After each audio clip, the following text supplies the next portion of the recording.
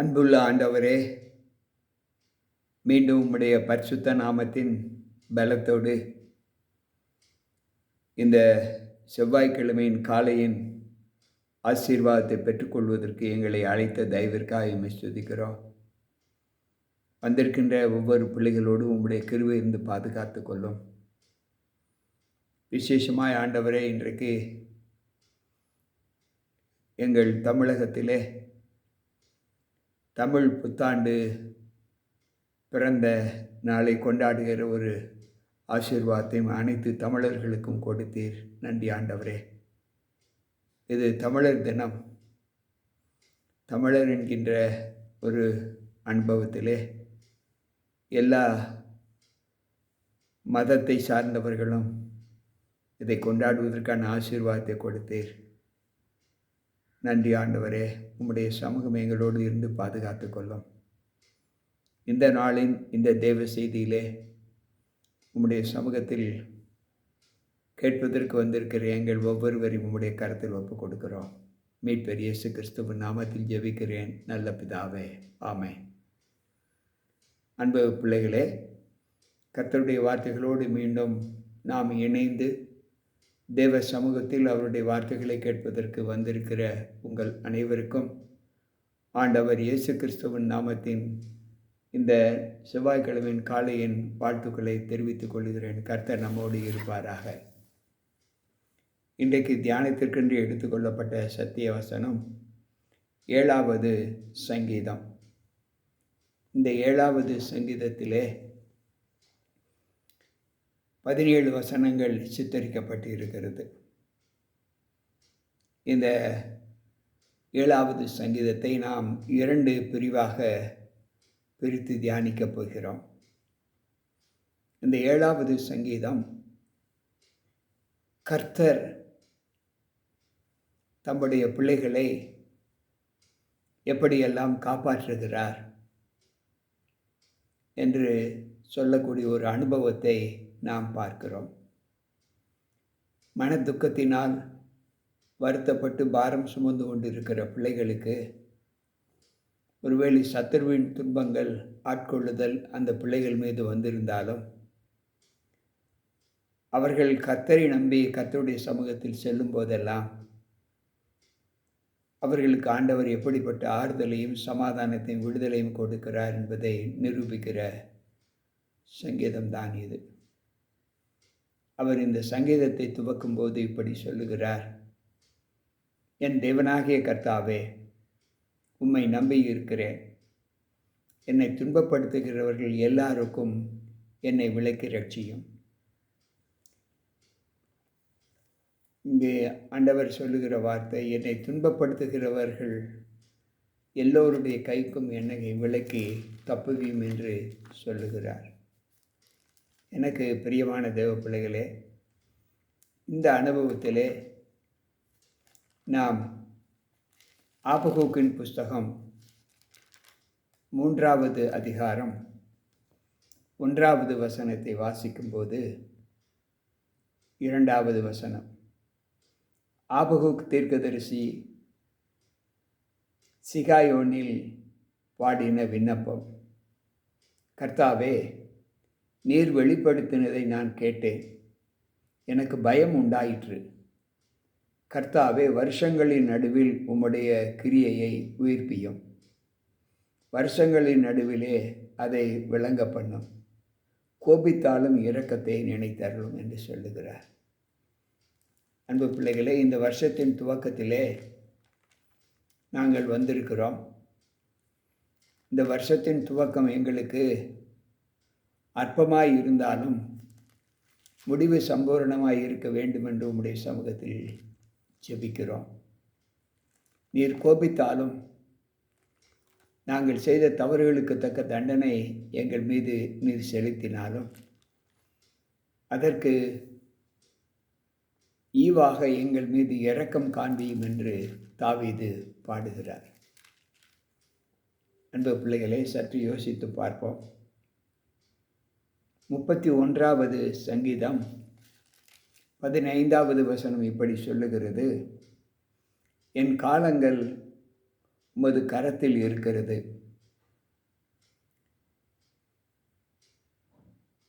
என் சத்துருக்களின் கையுக்கும் என்னை துன்பப்படுத்துகிற கையுக்கும் என்னை தப்புவியும் என்று சொல்லுகிறார்.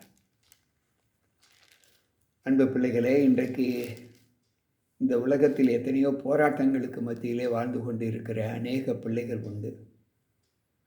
அவர்கள் தங்கள் வருத்தத்தையும் தங்கள் உபத்திரவத்தையும் தேவ சமூகத்தில் செலுத்தும் போது ஆண்டவர் அவர்களுக்கு இறங்குகிறேன் என்று வாக்கு கொடுக்கிறார். உம்மை நம்புகிற பிள்ளைகளை நீ வெட்கப்பட்டு போக விடுவது இல்லை என்று நாங்கள் அறிவோம்.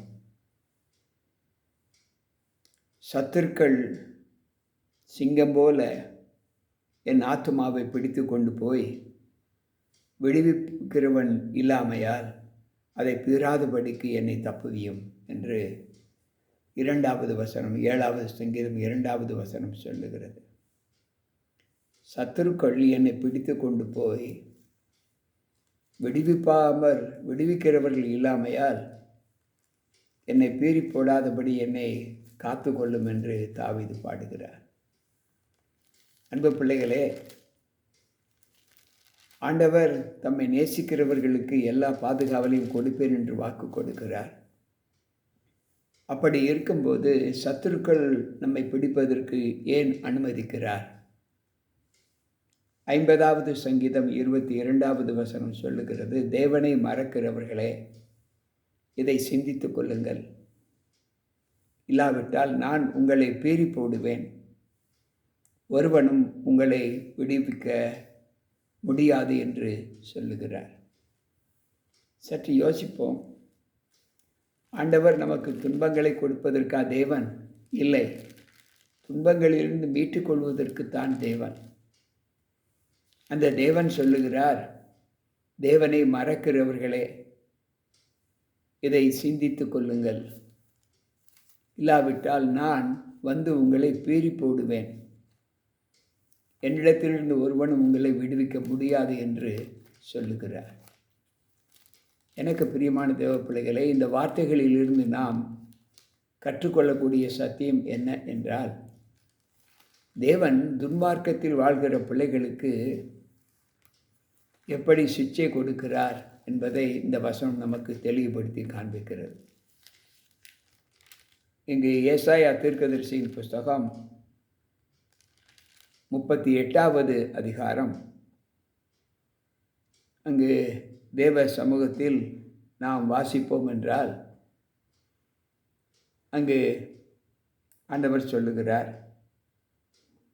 என் ஆயுசு 12வது வசனம், மேய்ப்பனுடைய கூடாரத்தைப் போல என்னை விட்டு பெயர்ந்து போகிறது.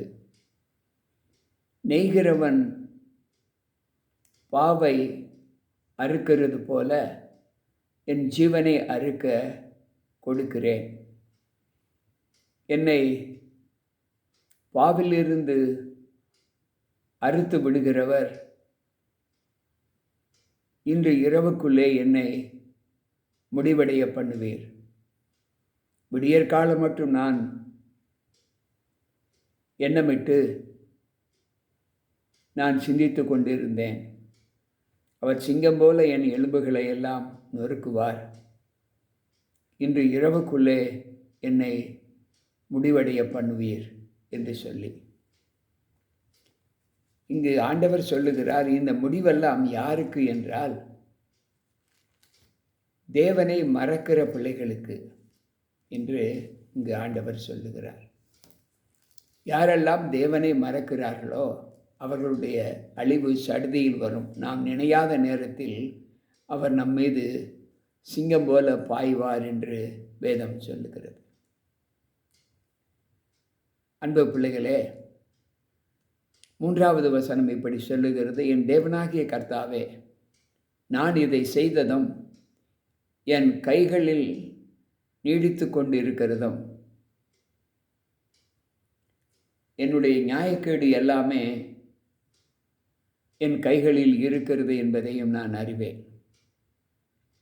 என் தேவனாகிய கர்த்தாவை, நான் இதை செய்ததும் என் கைகளில் நியாயக்கேடு இருக்கிறதையும் என்னோடே சமாதானமாய் இருந்தவனுக்கு நான் தீமை செய்ததும், காரணமில்லாமல் எனக்கு சத்துருவானவனை யார் கொள்ளையிட்டதும் உண்டானார்.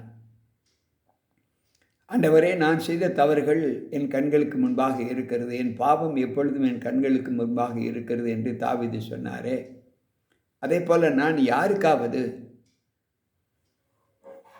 துரோகம் செய்திருந்தார்.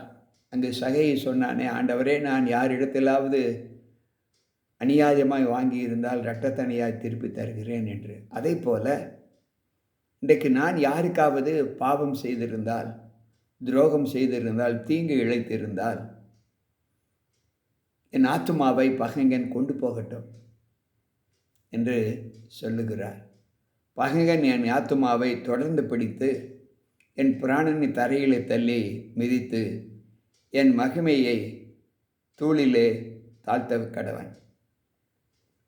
அன்பு பிள்ளைகளே, நாம் செய்த தவறுகள் நம்ம எந்த அளவு சுட்டி காண்பிக்கிறது என்பதை நாம் சற்று யோசித்து பார்ப்போம். அங்கு 2 சாமுவேலின் புஸ்தகம் 13வது அதிகாரம் 6வது வசனத்தை வாசிப்போம் என்றால், அங்கு ஆண்டவர் சொல்லுகிற சத்தியம் நமக்கு எந்த எச்சரிப்பை கொடுக்கிறது. 2 சாமுவேல் 13:6 இப்படி சொல்லுகிறது: உமது அடியாளுக்கு 2 குமாரர்கள் இருந்தார்கள். அவர்கள் இருவரும் வெளியிலே சண்டை பண்ணி அவர்களை விலக்க ஒருவரும் இல்லாதபடியினால் ஒருவன் மற்றவனை அடித்து கொன்று போட்டான். அன்பு பிள்ளைகளே, இங்கு ஆண்டவர் சொல்லுகிற வார்த்தை, ஒரு தெக்கவா ஊராளான ஒரு ஸ்திரீ தனக்கு உண்டான நியாயக்கேட்டினை அவள் சொல்ல ஆரம்பிக்கிறாள். எனக்கு 2 குமாரர்கள் இருந்தார்கள். அவர்கள் நல்லவர்கள் அல்ல, துன்மார்க்கமாய் இருந்தார்கள்.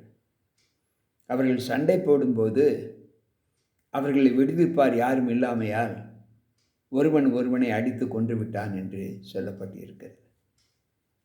அன்பு பிள்ளைகளை, இன்றைக்கு நம்முடைய வாழ்க்கையில் நாம் செய்த தவறுகளை நியாயப்படுத்த வேண்டும். அது உண்மை.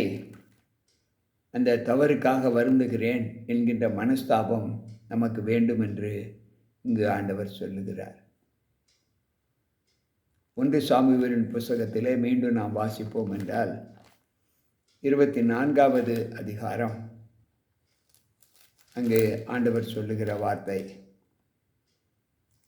அங்கு ஆண்டவர் சொல்லுகிறார் 1 சாமுவேல் 24 அங்கு 7 வாசிப்போம் என்றால் ஆண்டவர் சொல்லுகிற வார்த்தை, தன் மனுஷரை சவுலின் மேல் எழும்ப ஒட்டாமல் இவ்வார்த்தையினால் அவர்களை தடை பண்ணினான். சவுல் எழுந்திருந்து கெபியை விட்டு வழியிலே நடந்து போனான். அன்பு பிள்ளைகளே, சவுல் தன்னுடைய வாழ்க்கையில் தாவீதுக்கு எவ்வளவு விரோதமாக தவறு செய்திருப்பார். மலஜாதிக்கு இருக்கும்போது சவுலை கொலை செய்வதற்கான ஒரு தீர்மானத்தை தாவீதுக்கு ஆண்டவர் கொடுக்கிறார், தன்னுடைய தோழருக்கும். ஆனால் தாவீது அந்த நிலையில் தன்னை ஒப்பு கொடுக்காமல் சவுலை காப்பாற்றுகிறார். எனக்கு பிரியமான தேவ பிள்ளைகளே, பகைஞன் என் ஆத்துமாவை தொடர்ந்து பிடித்து என் பிராணனை தரையிலே தள்ளி மிதித்து என் மகிமையை தூளிலே தாழ்த்த கடவன். இதை சவுல் உணர்ந்திருந்தால் தன்னுடைய மருமகனாகிய தாவீதுக்கு விரோதமாக அவர் செய்திருக்க மாட்டார். ஆனால் அவருடைய உணர்வுகள் தேவனை சார்ந்ததாக இல்லாமல் பழிவாங்கக்கூடிய எண்ணமாகவே இருந்தது. அது நிமித்தம் அவர் எப்படி மரித்தார் என்பதை நாம் நன்கு அறிவோம். 6வது வசனம் சொல்லுகிறது, கர்த்தாவே, நீர் உம்முடைய கோபத்திலே எழுந்திருந்து என் சத்துருக்களுடைய மூர்க்கங்களின் நிமித்தம் உம்மை உயர்த்தி எனக்காக விழித்து கொள்ளும் நியாய தீர்ப்பை நியமித்திருக்கிறீரே என்று சொல்லுகிறார். அன்பு பிள்ளைகளே, ஆண்டவர் சொல்லுகிற வார்த்தை, நாம் எல்லா நிலைகளிலும் தேவனை சார்ந்து வாழ்கிற ஒரு வாழ்க்கையின் அனுபவங்களை நாம் பெற்றுக்கொள்ள வேண்டும் என்று ஆண்டவர் சொல்லுகிறார். நன்மை செய்தால் மேன்மை இல்லையோ, நன்மை செய்யாதிருந்தால் பாவம் உன் வாசல் படியில் படுத்திருக்கும் என்று சொன்ன வார்த்தைக்கு இணங்க இன்றைக்கு வாழ்கிற மனுமக்களாகிய நாம் செய்த தவறுகளுக்கு ஏற்ற தண்டனை கண்டிப்பாய் அடைந்தே தீர வேண்டும் என்று வேதம் சொல்லுகிறது. இங்கு 44வது சங்கீதம் 23வது வசனம் சொல்லுகிறது, ஆண்டவரே விழித்து கொள்ளும், ஏன் நித்திரை பண்ணுகிறீர், எழுந்தருளும், எங்களை என்றைக்கும் தள்ளிவிடாதிரும். நாங்கள் செய்த பாவங்கள் எங்களை குழியில் அழித்து போடுமே, நீர் எங்களை காப்பாற்றும் என்று ஒரு கெஞ்சுகிற ஒரு அனுபவத்தை இந்த வசனம் நமக்கு சொல்லுகிறது. அன்பு பிள்ளைகளே, அதற்கு முன்பு நாம் நம்முடைய வாழ்க்கையில் தேவனை சார்ந்து வாழ்கிற ஒரு அனுபவத்தை எப்படி காண்பிக்க வேண்டும் என்பதை சற்று யோசிப்போம். 94வது சங்கீதம் 2வது வசனம் சொல்லுகிறது, கர்த்தாவே துன்மார்க்கர் அதுவரைக்கும் மகிழ்ந்து துன்மார்க்கர் எதுவரைக்கும் கலிகூர்ந்திருப்பார்கள். துன்மார்க்கருடைய அக்கிரமங்கள் அழியும் மற்றும் அவர்கள் கலிகூர்ந்திருப்பார்கள், அவர்களை தண்டியும் ஆண்டவரே என்று இங்கு தாவீது சொல்லுகிறார். எனக்கு பிரியமான தேவ பிள்ளைகளே, இந்த வார்த்தைகளை கேட்டுக்கொண்டிருக்கிற நம் ஒவ்வொருவருக்குள்ளும் ஆண்டவர் நம்மை எந்த அளவு பலப்படுத்தி இருக்கிறார் என்பதை யோசித்து எல்லா நிலைகளிலும் நாம் ஆண்டவரை சார்ந்து வாழ்கிற ஒரு அனுபவத்தை பெற வேண்டும். தவறு செய்கிறவன் அந்த தவறை உணர்ந்து அதனால் வரக்கூடிய பலன் என்ன என்பதை ஆராய்ந்து பார்த்து அந்த தவறை செய்யாமல் இருக்க வேண்டும் என்று இந்த சங்கீதம் நமக்கு கற்றுக் கொடுக்கிறது. இன்றைக்கு உலகத்தில் நாம் எல்லோரும் தவறு செய்ய பிறந்தவர்கள்தான், தவறு செய்கிற அனுபவத்தை உடையவர்கள்தான். ஆனாலும் நம்முடைய வாழ்க்கையில் நாம் ஆண்டவரோடு இருக்கிற இந்த அனுபவத்தை எப்படி காண்பிப்பது என்ற இந்த சங்கீதம் நமக்கு வெளிப்படுத்தி காண்பிக்கிறது. ஆண்டவர் தவறு செய்தவர்களை ஒரு நாளும் தப்ப விட மாட்டார். அது எச்சரிப்பின் சப்தம். அந்த எச்சரிப்பின் சப்தத்தை படித்து சிந்தித்து நாம் யாருக்கும் எந்த விதத்திலும் தீங்கு செய்யாத ஒரு அனுபவத்தை பெறக்கூடிய ஒரு புத்தியை பெறக்கூடிய பிள்ளைகளாக இருக்க வேண்டும் என்று தான் இந்த சங்கீதம் நமக்கு கற்றுக் கொடுக்கிறது. கேட்டுக்கொண்டிருக்கிற அன்பான தேவ பிள்ளைகளே, இந்த வார்த்தைகளின்படி நடக்க நம்மை தேவ சமூகத்தில் ஒப்புக் கொடுப்போம். அன்பு ஆண்டவரே, உம்முடைய வார்த்தைகளை கேட்ட எங்கள் ஒவ்வொருவருக்குள்ளும் உம்முடைய கிருபை இருந்து பாதுகாத்து நல்ல ஈவுகளின்படியே நாங்கள் நல்லவர்களாக வாழ எங்களை ஒப்புக் கொடுக்கிறோம். உம்முடைய குணலட்சணங்களின் ஆசீர்வாதத்தை நாங்கள் பெற்று மகிழ்ந்து இன்னார் செய்யக்கூடிய ஒரு குணத்தை நாங்கள் பெறாதபடி நன்மை செய்யக்கூடிய குணத்தை நாங்கள் பெற்று உம்முடைய சமூகத்தில் நிலைத்திருக்க எங்களை பலப்படுத்தும். கேட்டுக்கொண்டிருக்கிற பிள்ளைகள் ஒவ்வொருவருக்கும் அந்த குணத்தில் பிள்ளைகள் இருப்பார்கள் என்றால் அவர்களுக்கு நல்ல மனமாற்றத்தை தந்து ஒரு புது பிறப்பின் அபிஷேகத்தை தந்துள்ளோம். மீட்பர் இயேசு கிறிஸ்துவின் நாமத்தில் ஜெபிக்கிறேன் நல்ல பிதாவே, ஆமென். அன்பு பிள்ளைகளே, மீண்டும் நாளை சந்திப்போம். கேட்ட இந்த சத்தியம் உங்களுடைய வாழ்க்கையில் ஒரு பெரிய மாற்றத்தை உண்டு பண்ணும். உங்கள் போதகர் ஜி.கே. ராபர்ட். கர்த்தர் நம் அனைவரோடு கூட இருப்பாராக. ஆமென்.